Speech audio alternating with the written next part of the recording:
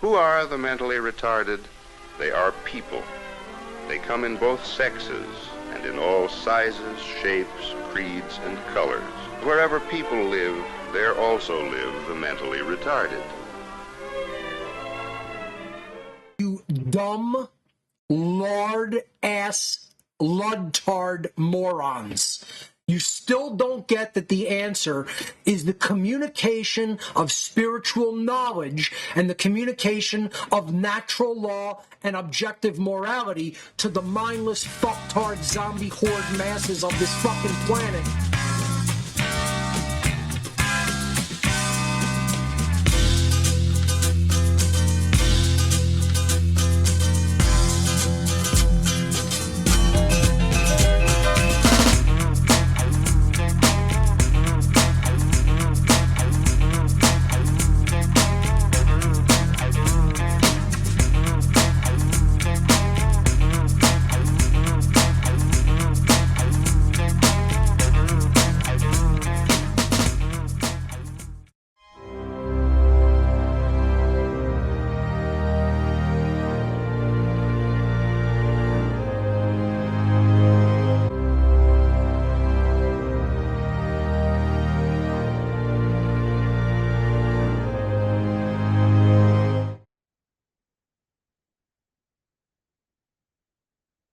Good morning, everybody. I am Cosmic Surfer, and I'm here with Arabian Pleb. Happy solstice, everyone. We've got the shamanic gear on because we're going full shaman today for the solstice. We're going to get into plasma orbs again. We're going to start getting into some coverage of some of the people we like. We're going to get into Tucker Carlson, and we're going to go into COVID. We're going to talk about how awake we are to the people that also that woke up in 2020, and yeah, we've got a few clips to go through. It's great to be here. And how you going there, Arabian Pleb? Very well, thank you, brother. It's very good to be here as well. Happy solstice. We had a great little summer solstice fire up at your place on Saturday night with our good friend Tobias.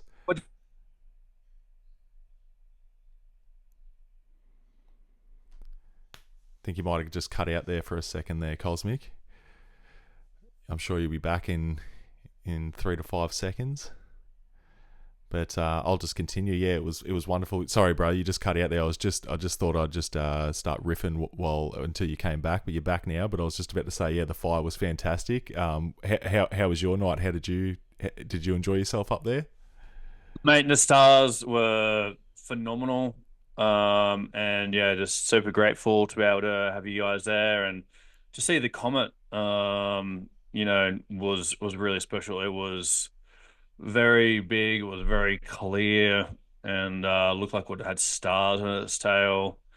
And just to, Jupiter was there and, just to see the story playing out with Pleiades and Aldebaran. And yeah, it was, just grateful to be on country, brother.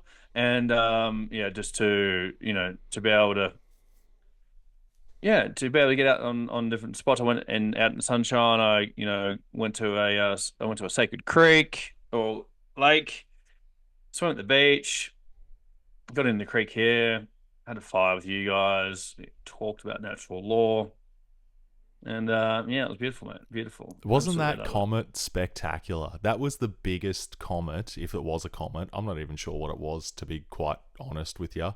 It was amazing, and it just went the whole, like, it's, as much of the night sky that we could see, it went the whole way, just like from the very start when it peaked over the trees or over the mountain ridge there, and then just all the way right across us, bro. And it was, dude, how long was it? It was just nuts. Like any other comet that I've ever seen, it'll be like, it's almost like just this 1-2 centimeter little thing, tiny little tail on it. It must be, really, really far away. And but this thing was like, I can't even fit it in the camera. It was just massive, dude. It was like, I don't know, it just seemed like, to the naked eye, from where, compared to a 2 centimeter looking little thing, it was like a 3 meter long looking thing, wasn't it? And all the whatever was stars in its tail. It was crazy. Oh,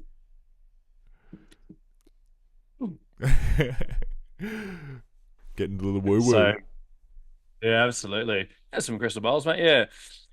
So I wanted to get into plasma today, mate, because we are pointing everyone in the right direction because we know where we're headed.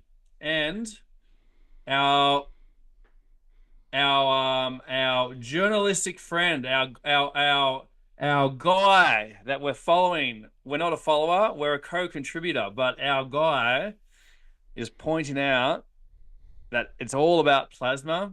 Salvatore Pais is also saying it, and Hal Pudov. And it must be real because Joe Rogan is also now talking about cold fusion and plasma with Tim Dillon, who I went and saw in Australia, actually, Tim Dillon.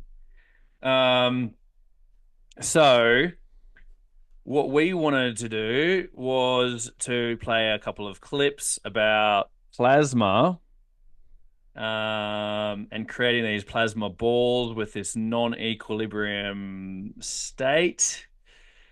And we've also had it for quite a while. In one of the clips, the guys creating plasma ball lightning in 2009. Now, one of the people that you want to follow, if you're interested in ball lightning, is Bob Greenyer. He has got a YouTube channel called the Martin Fleischmann Memorial Channel, and that's about those guys that released Cold Fusion in 1989 and all of that. So that guy knows his stuff. I am not friendly towards him publicly, even though I don't know the guy, because he went and hung out with Peter Thiel recently, and I'm sus on anyone that goes and does that. So, Bob, don't care how smart you are and how much good work you're doing, mate. If you're hanging out with psychopaths like that, you are not in my good book. So, yeah, not letting you off on that one. Ooh, it's just about the money, is it? Yeah, right. Okay, bro. Yeah, that's all it's about. Why would you need to go get money off a psychopath running Palantir for the CIA and subjugating the human race? Are you trying to subjugate the human race, Bob Greenyer? Are you, mate? Are you? All right. So let's queue up let's queue up the this first clip that we want to play on Plasma Orbs, mate. What do we got? So, well, we've got a few queued up. You tell me, which one would you like to start with there, Cosmic Surfer? You just choose one, mate. Let's go for it. Okay, cool. All right. Well, maybe why don't we start with? Okay, actually, I was going to play the Joe Rogan one, but actually, let's play. What do we got? Yeah, start with Joe Rogan because Yeah. it doesn't really say much other than plasma orbs. Just start with Joe Rogan, and then we can move into the science of it. Yeah, cool. All right, let's do that. It's legit. It's legitimate because Joe Rogan talks about it now. That's right. So we're okay. It's in there. You have a Skunkworks program where they do have some very sophisticated drones that can do things that these drones are doing. Well, one of these things these drones are doing is hovering for very long periods of time. Right. 5 hours. 5 hours of flight time is nuts for a drone. And they're not exhibiting this traditional heat signature. Any kind of engine, an electric engine, any engine is going to give off heat. It's going to give off friction. It just has to. So somehow or another, these things aren't doing that. So how are they doing that? Do they have a cooling system? And if they have a cooling system, what's powering the cooling system? And what kind of batteries are they operating under that they can fly for 5 hours at a time? So Ryan Graves, the fighter pilot who was on the podcast, talked about a couple of things that were theoretical, that people were openly working on in the 1960s and then kind of disappeared. One of them is anti-gravity drives, like something that works not on a propulsion system like we have with jets, but something completely different, some completely different type of technology. And the other one was cold fusion. Interesting. That there does seem to be at least a few reports that people have been able to do fusion without generating all that radioactivity and that the heat and the different energy that comes from regular fusion. Right. And that's something they've been trying to do forever. Forever. Yeah. It seems like, what's the latest on cold fusion, Jamie? It's one of those things where I think by the time it gets to a moron like me, like how many people know it exists? How many people suppress that it exists? How often does if it's seems to me to be an issue of national intelligence, Right. like national security. If Well, I you was had the government, You had Annie Jacobson on, and she wrote that book about DARPA, and that book talks about how many years in advance they've had a lot of these technologies. by the time you're seeing that robot dog, you know that robot dog that Yeah. they make? By the time you're seeing that motherfucker, that It's been Boston around. Dynamics, that fucker can probably run 500 miles an hour. That's right. And it probably looks like a real cheetah. So it's been around for a long time. Yeah, I think they're way more advanced than what they let on. You know, especially when you're dealing with the government, right? If you're dealing with like some black ops skunk work stuff that they're doing at Area 51, Right. How do we know about any of it? By the time we know about it, it's already been used in war, or it's already, you know, Right. like the fucking stealth bomber. Right. Or it has a commercial component where they're going to Yeah. sell it. Yeah, Right. Boom. And what have we been talking about, Harry? We've been talking about maybe cold fusion weapons in the Russia-Ukraine war. You know, we've been talking about these plasma orbs that we've been learning from Ash and Forbes. And what do you know? Oh, what could this technology possibly be? How long has it been here for? Oh, where's all the evidence? Oh, hidden technology. Is it the aliens? Man, we're not capable of such things, Harry. Where's the evidence, bro? Where's the evidence? That's what the conventional science would want to lead you to believe, that absolutely we aren't capable of this stuff. But man, that clip that we showed a couple last week or whenever it was of the Russian hypersonic missile and the technology that it's utilizing plasma, creating like a plasma orb in front of the missile. Plasma sheath. Yeah, dude, that blew my mind. That was nuts. Yeah. And he was saying that scientist that was talking about that was saying that this stuff was that clip was from the 90s, and he was saying that this stuff was developed 30 years prior to that. So you're talking in the 60s that they had come up with this plasma sheath technology to make missiles fly at hypersonic speeds, Mach 5 and Mach 10. Yeah. Yeah, and so cold fusion has been around since at least 1989 when it was being proven. There's a whole documentary about that and what happened, and they kind of mess up a little bit in the way that they went about it, but you know, they were obviously ridiculed, and the people that were in control of the academic media and all of that shot it down. And then subsequently, they've put in like billions and billions of dollars into hot fusion. And even Stephen Greer was talking about this recently, kind of poo-pooing fusion reactors just a few days ago. And but I don't know if he doesn't know about cold fusion, but regardless, cold fusion has the ability to create this plasma, these plasma orbs, this ball lightning. And this also goes back to Salvatore Pais's patents. So yeah, this is why he's selling the money. This is why Ashen's selling the money, is because they realize that it's all about plasma. So you know, this is not a new discovery by us by any stretch of the imagination. We are on the money because we follow people who are on the money. I just want to make that perfectly clear. That being said, we're going to claim the shit out of everything as well, because we are right over the mark with plasma. So even though we still have to learn more ourselves, and you know, I've personally just been watching intently as much as I can, just absorbing as much as I can, and I will get better at being able to explain this as we go along. But it's quite interesting that this and the stuff that Harry is an expert in with the geopolitics is kind of a couple of I'd say weak spots of mine in comparison to the overall picture. And so it's kind of like all about the things that just happen to be some of the things that are not kind of strong points of mine. But that's also an opportunity to learn a lot more. So why don't we queue up the clip of Ashton maybe? Do you want to play that one first, or would you want to go to the how put off one?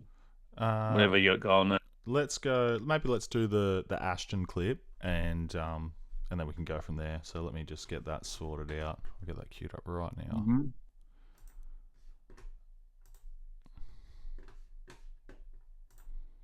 That video is being produced directly from the atmosphere, just from the air in this video. This ball lightning is being produced just from the air that's existing right there. This is huge.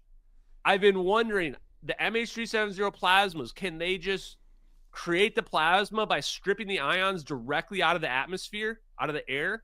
The answer is yes. They don't need to have something pumping hydrogen into it to keep it going. That's huge. Look at that. Absolutely beautiful. Ever heard of Eric Dollard? His name sounds familiar. He created a standing ball of plasma utilizing longitudinal waves. Yeah, that's where my speculation is right now, is that I think that what they're doing is they're using standing waves to make the plasma without the laser. I just don't understand how. But somehow that's what they're doing. And when you talk about longitudinal waves, that would be like a electromagnetic wave through the ether. So potentially they're using some other sort of electromagnetic input. Other thing I want to point out is these balls of plasmas could be any color. They could be any color. They can be tuned. So the only reason why we see it as orange there is because it's a certain wavelength that's being used for the laser. Are longitudinal waves scalar? Probably. I don't know if they're only scalar, but maybe yes. But yeah, standing wave. Everybody's kind of figured out that standing waves and resonance is the key to these balls of plasma. Absolutely crucial. I think it comes down to finding the right frequency where you achieve your standing wave within your plasma. And then somebody said, what do you need to do to stabilize them? That was a question that somebody asked. In terms of stabilizing them, there are two different models that we've read about. And I talked to Tom Montauk about that. So if you want to do a deep dive, go to my channel on my live stream. Go to the Tom Montauk interview from a couple of weeks ago. I'll post some clips. I've got like 20 clips ready to go. I'll post them this weekend. Tom Montauk says there's two ways. One is the Jack Nachamkin way, which is using a vortex of electrons, which may be what we're seeing in the MH370 videos. That vortex can stabilize your ball of plasma so that it creates a non-radiating barrier, a bubble around it, where the electrons, they can't neutralize and they can't escape out into the atmosphere. The other way is through oscillation, like expansion and contraction. Expansion and contraction of the orb can also theoretically stabilize it. So there may be other ways as well, but those are the only two ways that I'm familiar with right now. I don't think you need a nuclear reactor or anything like that, although it might have So, my man. So does that mean anything to you, bro? Like, I mean, we just saw that plasma orb being created. I mean, that's pretty wild. Yeah, it's absolutely wild. Yeah, dude, I'm just an absolute student, so I'm along for the ride. I love that you're just like deep diving, and Ashton's just doing all this incredible investigative journalistic work, and it's super fascinating to me. And I got to be perfectly honest, I don't understand a lot of the jargon or the scientific terminology, but just love seeing things with my own eyes. Seeing someone create a little plasma orb in their laboratory is fucking cool, dude. Yeah. All right, let's keep moving on to the next one then, brother. Keep it moving. Yeah, absolutely, man. So I'll just get that sorted. So the next one I have here, did you want to play the gentleman from the X-Files, giving Ashton a shout out? Yeah, we can do that. Let's do it. But I was going to go with the Hal Pudov one maybe, and then we can move on to more like conversational stuff. Cool. If how put off is the whole stuff. Cool, man. Let's do that. Let me just I've just got to sort out. All right. Yeah, sorry, bro. I currently blank the screen. I'll just have to go to the share screen, and let me just get that teed up. So You can play that one if it's already teed up, brother. If you just want to play that one. no, it's all right. I got it here. Here we go. That's a little something. And then go to Spotify. All right. The hip hop classics, mate. Plenty of that. All right. I'll just have to mute you, man. They've both been very active in supporting disruptive innovation and bringing and supporting larger group of innovators and entrepreneurs. And Charles did some of that with I think it was an advanced propulsion course or seminar over at MIT. He was notably, Charles also spent many years working in one of the leadership roles over at Lockheed Martin Skunk Works. And I know Hal knows him from some of those days. Like some of the early funding for my vector scalar potential stuff was with a contract with Skunk Works that Charles oversaw as part of his moonshot program. Which is great. So just some additional context on these other leaders in the group who are also forwarding all this. And Hal, what better person to have on a 0 Point Energy call than dear Dr. Hal Puthoff, who you kind of wrote a number of the seminal areas of that.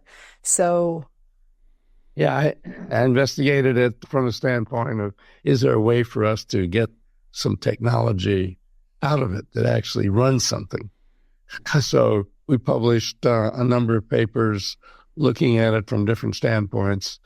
And one of my colleagues, Bernie Haish, took one of the ideas and even patented it. But he's having trouble getting funding to actually do the work. So he's one of the people who at least has an approach that we recommended that might actually lead to tapping the 0 Point Energy. But he's stuck at this point, not having the funding.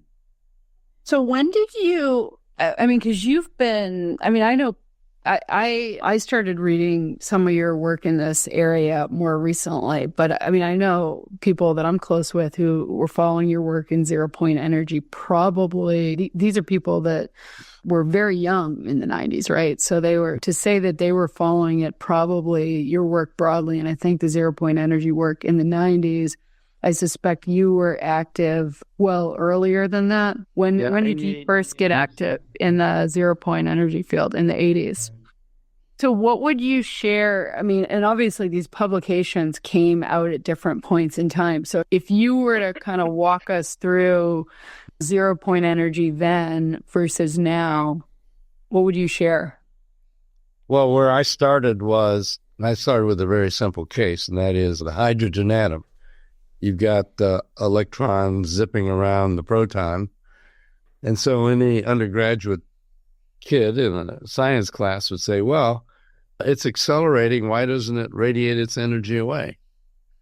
And the usual answer is, well, it's quantum mechanics. Don't worry about it. But since I was interested in the 0 Point Energy idea, I thought, okay, well, maybe in fact it does radiate its energy away, but it also has the opportunity to absorb energy from the vacuum fluctuations from the 0 Point Energy. So I just worked out the mathematics of it, and lo and behold, it turned out that there was a balance for one orbit, and that is the known ground state orbit in the hydrogen atom. So eventually I wrote another paper where I showed that basically all quantum ground states are sustained by radiating energy away, but absorbing at a compensating amount from the underlying 0 Point Energy fluctuations. So it's really a fundamental kind of thing. Somebody pulled the vacuum fluctuations, 0 Point Energy away, the whole universe would just collapse down to nothing. So this is really a very fundamental thing. So then secondly, okay, well, what other effects are caused by it? Well, of course, the Casimir effect is a major one. And I've developed work showing that you could come up with a model for the electron based on its interaction with the 0-point energy. And so, I mean, one of the things that has been a puzzle is, well, the electron is said to be a point particle. Well, why doesn't its Coulomb field then cause it to have an enormous mass associated with that energy? Well, it turns out if you take into account the vacuum fluctuation energy, which is a negative potential in that situation, they balance out. So just solving little pieces as I went along. But the main thing, of course, was to try to figure out something to get the energy out. And of course, the Casimir effect shows that energy can be extracted from the 0-point energy fields. It's only that in the case of the plates and the Casimir effect, that's great. You get your little puff of energy, but if you're pulling them apart to do it again, you've got to put in as much energy as you got out. So you got to find some other way. So we looked at some plasma potential aspects. Those are now being pursued in a number of labs around that are, taking that to be their critical thing. So when we talk about the UAP having all this energy seemingly not running out and running all day, well, that's one potential source of energy. It could well be likely the source. So it's a case of trying to figure out, well, what exactly are the mechanics and the structures that would let us pull out that energy. So that's an ongoing area that a number of different labs. Modell at University of Colorado is pursuing something. He thinks he's made a little bit of progress in showing little amounts of energy that seems to come out at a useful rate, very minuscule. So anyway, that field is moving ahead with other people. We even did a model for, well, maybe that's where gravity and inertia comes from. Maybe we'll pause it there and get you back unmuted. So how put off? Yeah, so for those that don't know, he's one of the main people in this space. He's worked on all of those like projects and government projects and all of that kind of thing. And yeah, Ashton says he'll never become a whistleblower or whatever. He's a company man. That's fine. But so seems like he's still putting out information there, and at least leaving breadcrumbs for people to piece things together. Yeah. So basically, they're saying, okay, so where are these drones? Where are these plasma orbs coming from? How are they even able to operate? Out to the sea, out of the ocean. What's their power source? It's hilarious how Joe Rogan's going, what's their power source? which is Ashton's whole thing. But yeah, it's also another thing about all these people mentioning Ashton's work and not mentioning him directly, all these UFO characters, which is really suspicious. So George Knapp, from Coast to Coast Radio or whatever, all these guys, they know of him, they talk about him, they talk about his work, but they won't mention MH370 and they won't mention him directly, and they'll just keep trying to like include all of that work and keep moving forward as like in their own narrative or whatever. So it's like, just no integrity, you douchebags, like this kind of journalistic ego, whatever the fuck's going on, dude, like get over it. Well, on that, I reckon we should give Ashton Forbes a shout out. That clip, that podcast, that section that we just showed then, that we heard that first on Ashton's show, him actually going through it and dissecting it all. So yeah, shout out to Ashton Forbes. Love your work, brother. Yeah. And just so people know, like all of this stuff, I make no qualms about it. I'm learning it from Ashton, it's not like I'm going out there and doing a 0-point energy thing like on my own. Totally. Just cut out there for a second, but yeah, that's exactly right, man. He seems to be like really good at just breaking down the information and making it easily digestible, and in a podcast platform. Yeah, so there's a lot of these like scientific papers and equations and things are quite complex, and Ashton's someone who can really give the information in a podcast platform and make it very easy for people to for it to click in their minds. Yeah, and I know we're kind of saying that a lot at the moment. It's like every time we talk about it, we're like, like don't just go watch Ashton. But we're easing into this, baby. We're learning ourselves. I think we know quite a lot, but also nothing at all in compared to these other guys that actually know. Can you read the math equations, bro? Can you go and set up a little engineering workshop and start creating plasma orbs? Like, okay, I'm a smart guy, but I'm not on that level. So I'm not neither of us gonna pretend like we are. And it's also, I don't really feel like it's, we will start teaching over time, but it's this is about pointing people in the right direction as much as it is that. So I'm encouraging people to go learn for themselves. It's like, if you can go watch Ash and break it down for 4 hours, like, what do you want me to do? Like, just sit here and, whatever. Anyway, next clip, please, producer. Producer Jamie. I'll just say one other thing too, man. I just find it all super interesting. It's just like fascinates me. So, if nothing else, it's like just cool to watch him, break down some stuff that is, that I haven't yet learnt, and for someone who knows it and is putting it out there, it's fucking interesting, man. So hats off to Ashton Forbes there, and also the guys that he interviews, like that Tom Montauk? Tom Montauk, yeah. That guy's a legend. Dave Rossi, Salvatore Pais, just like really, really cool stuff. In the same way that I love listening to like Graham Hancock and great historians talk about things that I haven't yet. Like, I've never really done a massive deep dive into ancient archaeology and ancient I have. Yeah, but yeah, just love hearing people talk about it. It's fucking cool, man. So let's get this next one. Yeah, and I just want to say, this stuff is really, really important. And the reason why we wanted to lead with is all about plasma is this stuff is groundbreaking. This is the technology being shown in real life. This is the stuff that you can see. This is like breaking open this whole hidden technology, 0-point energy.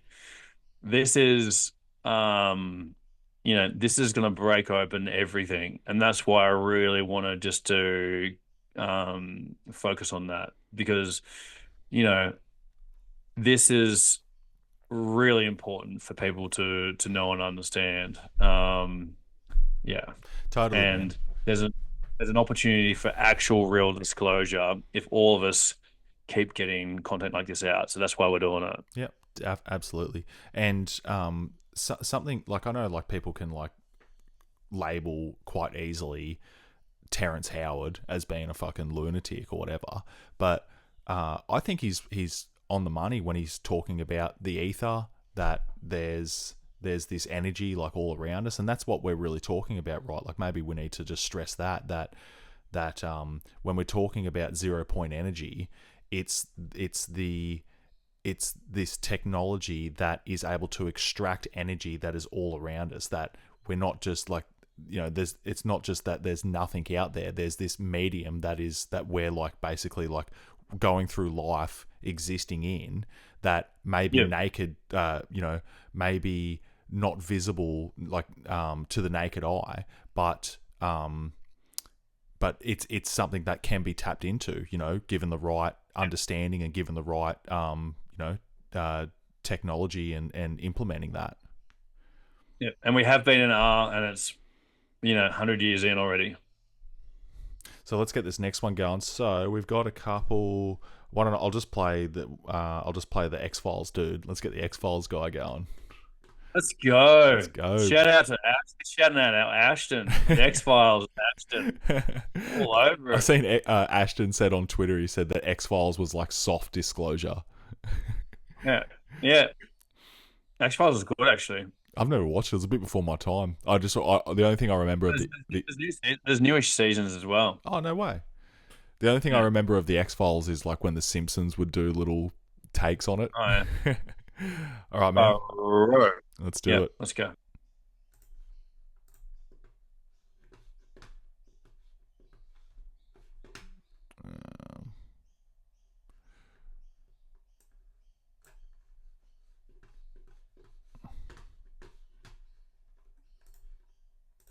Apparently the cabal read my stuff about read the extra dimensionals, about the genuine plasmas, the genuine UFOs, because what they did was, one of the things they did was they copied all the qualities of real orbs and plasmas, and now they're creating their own copies of the real UFOs, the real plasmas, and that's what they're doing. I saw this one great scientist yesterday named Ashton Forbes. He's a plasma technology expert. Have you spoken to him before? Have you had him on the show? But yeah, we've done a deep dive with Ashton here on the show on MH370, and actually we have a big interview with him coming up in just about a week or so on a lot of these plasma technologies and 0-point energy technology. He's a good friend of the show. Yeah. Excellent. Because the shocker that he said yesterday, he was on Next News Network yesterday, and the shocker that he gave us was, he said, oh yeah, our intelligence tech community has been able to create plasmas and orbs for years now. Those plasmas and orbs are definitely created by our military industrial complex tech division. And he says, that's absolutely true. And that's a shocker to hear a scientist that you can trust. And that was, instead of, while all the other scientists are trying to get us to say this ridiculous word plasmoid, which is absolutely ridiculous. Plasmoid doesn't mean it means natural phenomena like ball lightning. That's not what these things are. It's a complete distraction, and it's a confusion of the language. They're using MSM to also amplify that, and they're trying to get people to say plasmoid. Well, I want people to say LSDs, large super weapon drones. That's what they should be saying. And plasmas and orbs, because that's what we're facing. So that's Ashton Forbes had a great little piece of this puzzle, and it was great that he actually put that forward. So yeah, and wow. I'll stop it there. How funny. How cool's that? Yep. Nailing it, dude. I thought that I could be wrong on this, but I thought that the balls of plasma was ball lightning, and plasmoid was a correct term. So I know that Ashton used that term plasmoid on his stream yesterday, so I'm not sure on that one. Yeah. I'm not too sure either, but like I've heard Ashton say many times, like you can get lost in the like semantics and the, I don't know, just it's like, I don't know, if someone's like hitting the nail on the head and they're using a slightly different term, who gives a shit? They're still talking about the same thing, right?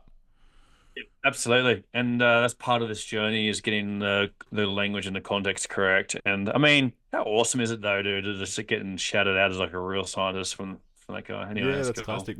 Classic. Which I don't know even if Ashton himself would refer to himself as a scientist, but he's he wants to become like a world's. He said that he's going to become a world leading physicist and own all these people. There you go. So 15 months into it. Yeah. So we've got Tom Montauk and Ashton. Yeah. A little interview. Why don't we play that one? Yeah, this guy's smart. So get your thinking brain on. All right, bro. Got it on. Boom.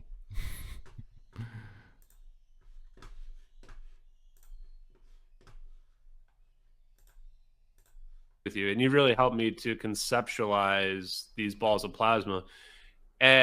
So then, in terms of, do you think they could be created then through anything? And do you think they could, like, you know, I've wondered, because I keep thinking of the MH370 videos, and they closely match what you were describing with Ken's shoulders, the oscillation that's going on there.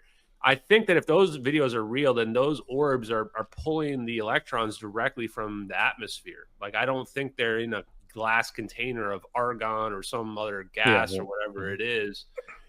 And one of the papers I read, I don't remember which one, maybe it was Nichamkin, maybe it was one of the others. They said that it can be tuned to any frequency, meaning that it can be any color of light that they can emit, and they might even be able to be invisible.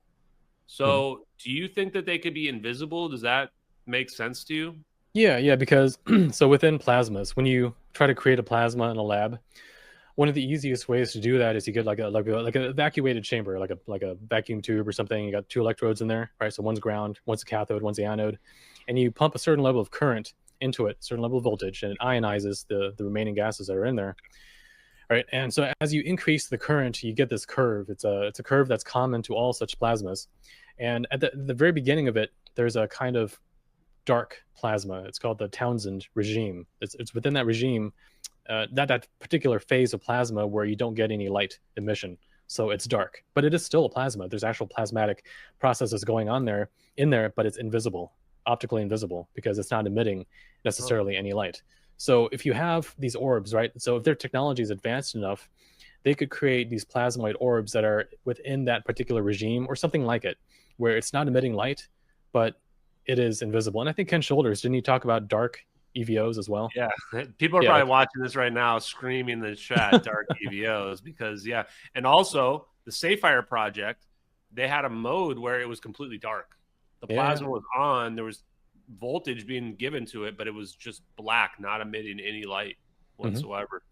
Yep, interesting. Yeah. Now, since we're on that topic, let me mention something briefly. So within that curve, this chasm, this plasma curve, if you get up to a certain point, okay, so beyond this Townsend regime, beyond this cold plasma regime, you get to what's called the normal glow discharge. And that's like when you got the electrode, like in the Sapphire Project videos, you got this electrode and like little glowing dots start to appear around it, right? And then they start to move a little bit. That's the normal glow discharge phase. And eventually it gets so bright that the entire thing gets covered in like a uniform layer of glow. And that's called the abnormal glow discharge phase. Okay, that's higher up in the curve. But then something very interesting happens, because once you reach that state, you can turn down the voltage a little bit, and it'll start retracing that curve and go back to the cold plasma state. Really? But it's a different kind of cold plasma state. It's like a plasma has 2 states to it, like 2 parallel states to it. And when you go up in voltage, you go along the bottom one, and then when you trace back, you actually come back this other parallel way, where now you've got this kind of cold plasma instead of this kind. So there's another kind of cold plasma that exists besides the one that you first encounter when you first start applying voltage.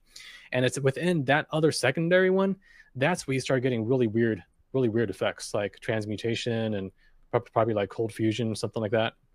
Start getting these weird effects, because that is a state where you have both electrons and ions, like protons or whatever, it's like hydrogen gas, where they are in an equally distributed, uniform admixture of ions colliding with electrons. And there's a paper by Harold Aspden. What's it called? Let me look it up real quick. Harold Aspden, it's a paper called Power from Space, the Correa invention, Correa invention. And he's talking about the Dr. Paolo Correa, who worked with free energy systems involving plasma.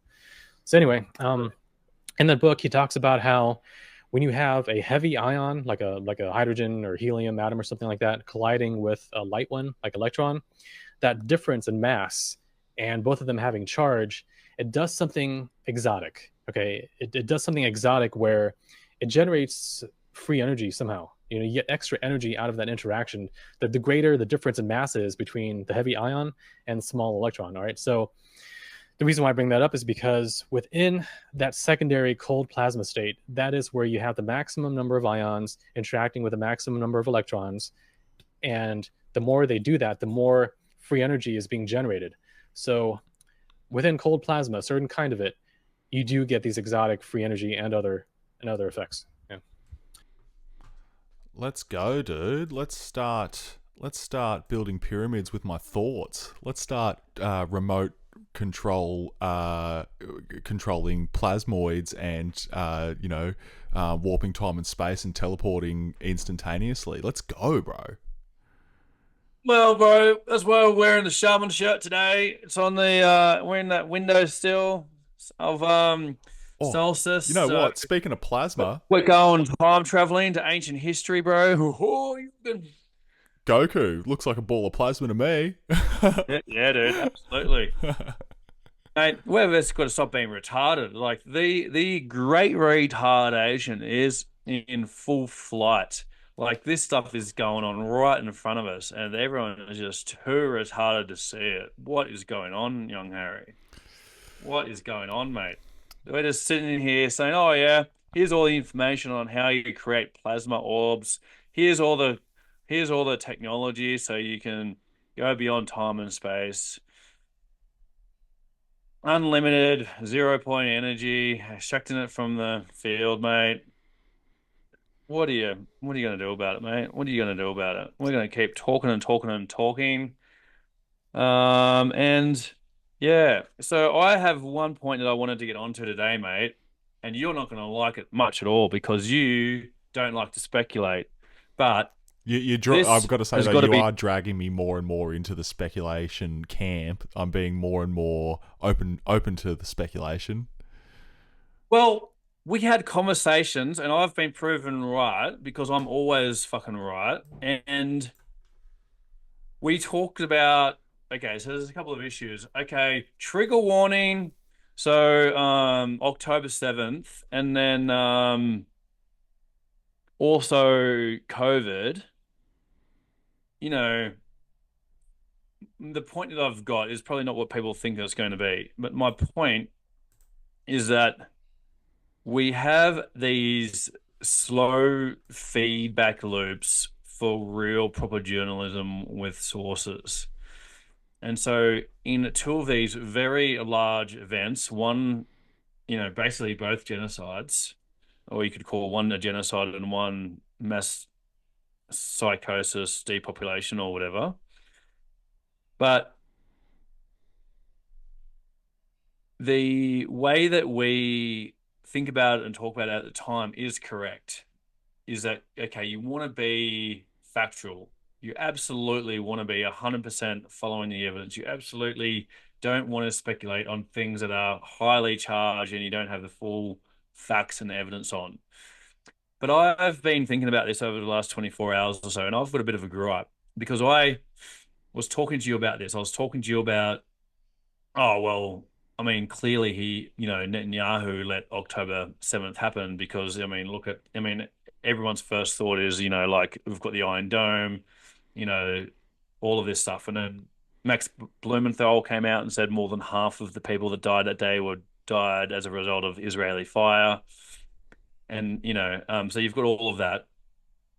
And then concurrently, you've now got this Tucker Carlson interview that we'll play a clip of that came out overnight, which I just had to watch. I actually watched parts of it a couple of times. Which basically says that they knew in September or October of 2019. Excuse my hay fever. And they, they covered it up. They removed all the evidence in the lab. They they kind of it was before the military games stuff that happened in October of 2019. And it goes back to, Fauci, obviously, it goes, they're tracking it back, and you'll see in this clip, they're tracking it back to the anthrax after 9/11 and the mRNA vaccines. And, this is a separate issue, but, we can get into COVID another time. But if you follow Tom Cowan's work on the isolation of and the Koch's principles, that was the stuff that I was following pretty early on during COVID. And how the virus never met those Koch's four principles, never isolated, and then you start getting into like what a virus is and all of that kind of thing. But that's a separate point from what I'm making today, which is you've got these two events that had a large impact on humanity, and the issue that I've got is that we're too slow to have content and media go out with the facts and evidence to stop the fake narrative to put an end to what's going on. And so in the case of Israel and October 7th, you've had a genocide that's happened. You've had shitloads of women and children die, and men. And even if everyone was to turn around right now and say, oh, well, as Candace Owens said on Piers Morgan, oh, well, there's evidence, there's, the likelihood of him being a war criminal and knowing about October 7th and all of these kind of things is high. But, in some regard, it's too late. So,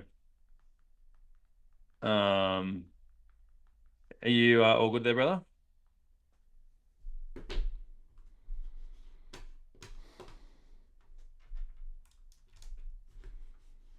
Harry, you all good there, mate?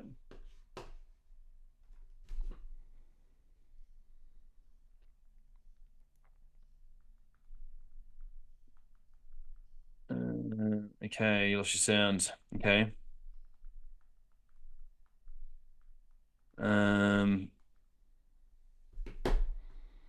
Technical difficulties. Should we? My sound's on. Nothing happened on my end.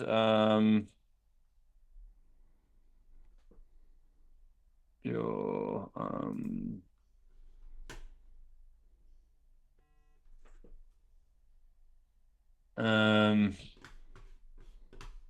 So yeah, let's play a clip.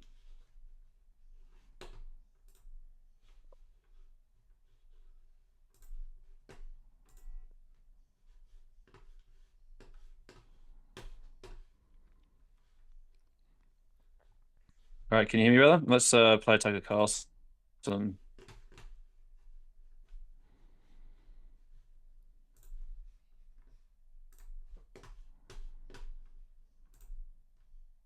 Beginning, you said that COVID first made an appearance outside the lab in August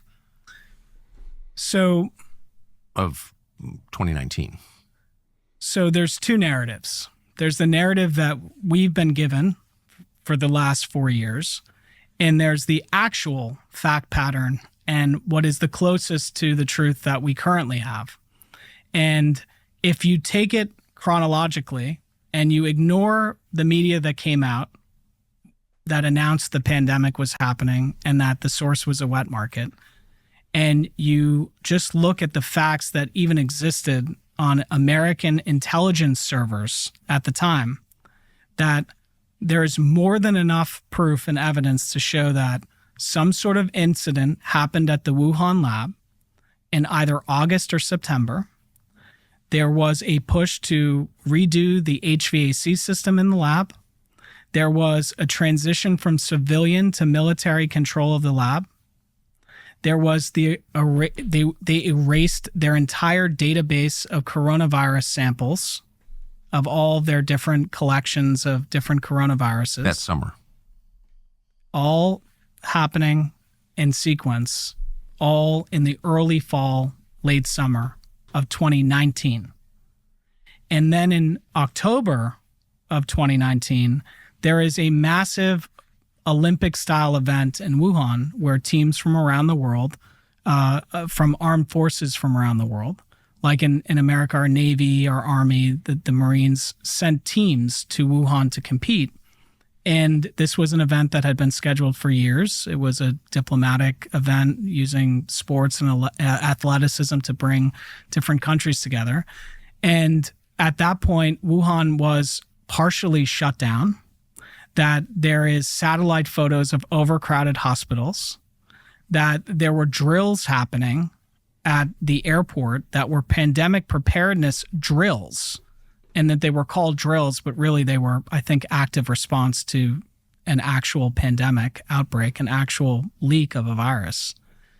And this intelligence all existed before the World Military Games and before we sent our armed forces to compete in this event, and we allowed our allies to send their teams to compete in this event. And that event in October of 2019 was the original super spreader. And what people, I think, don't know about COVID, but that the researchers knew about COVID, was that it was incredibly contagious, and that it has up to a 5-day dormancy period. And on top of that, a lot of people are asymptomatic. Yes. So you could have an event like the World Military Games, and knowing what we know about this virus now, by the time the virus was reported, the virus had likely spread around the world multiple times. And I know we all have friends who are like, well, I was sick in January and I was sicker than I've ever been. People say they were sick like that in October in places like Washington, in November, Washington State. My wife got sick in November in Spain. Mm-hmm. And so that narrative checks out. And all that happens after that, leading up to the point where basically the emergency room chaos of Wuhan leaks. There's a doctor who posts some stuff on WeChat, and he was immediately arrested and told to erase all of his stuff off of social media, because this is the way that the Chinese government was trying to contain the story. And then when it became known that he was a doctor who was trying to help people, the Chinese ended up giving him an award. And a month later, he died. And there are a lot of other suspicious deaths in China. Of COVID? Of COVID, yeah. And so, I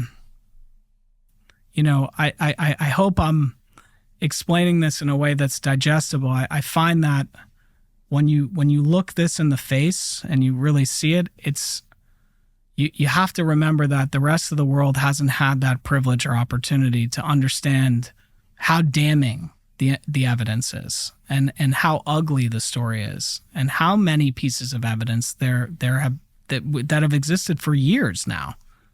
I mean, what drove me to make this film, I think, and fall into it was, okay, I could buy that Anthony Fauci is not honest about everything. I could buy the United States government does nefarious things and potentially was funding research they shouldn't have been funding. I could buy that the pharmaceutical industry would want to cover up a story like that, because after all, they were going to make billions of dollars from the countermeasure, the vaccine. What struck me the most was me, as a conscious sort of anti-corruption, reads between the lines, doesn't trust media sources, had existed in this bubble where even I was not aware that there was a grant proposal to do this work 2 years before the pandemic happened, and that it had been reported on for 2 years, and I didn't even know it existed. Yes. And that was the most horrifying thing for me, was that I was just another sucker. You know, I'm an educated, investigative reporter of sorts who, doesn't, like I said, trust anything. I want to dig deeper. I want to go and see. And that I had lived in an algorithm that completely ignored this fact. And it was horrifying to me. And I learned that papers that I have trusted my whole life, like the New York Times and the Washington Post, were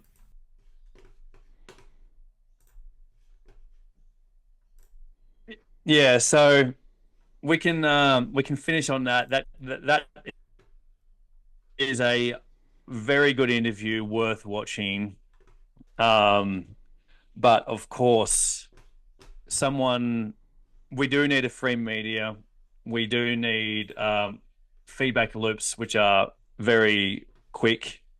And also, I just had to laugh at what you're saying, like even someone like me who's trusted the Washington Post and the New York Times, even someone like me can be fooled by the algorithm.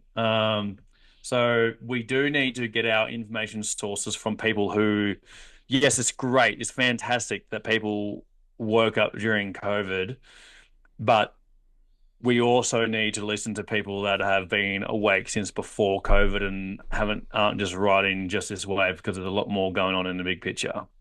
So thank you very much, guys. Peace out, Cosmic Surfer, Arabian Pleb, and we will see you on the next one. Very good. And happy solstice and Merry Christmas. Happy New Year. Peace out.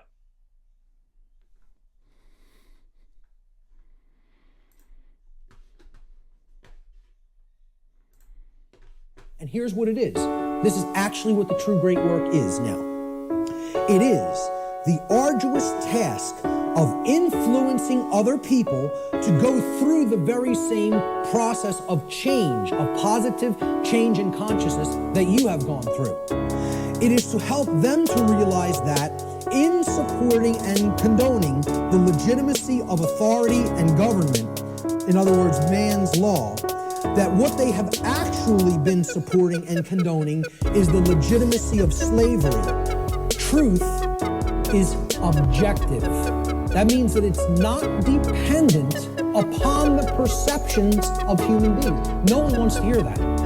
That is a direct assault, a direct frontal assault on the human ego.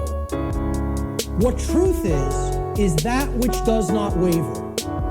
It's there. It's always been there. It's always going to be there.